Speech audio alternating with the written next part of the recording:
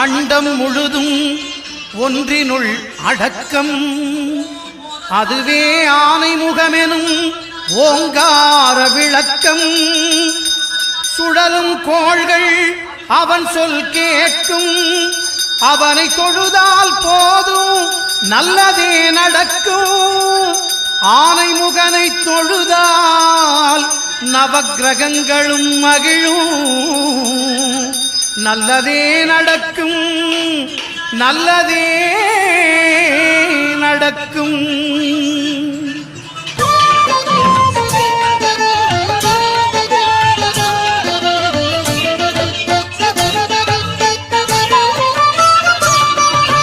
ஒன்பது கோளும் ஒன்றாய் காண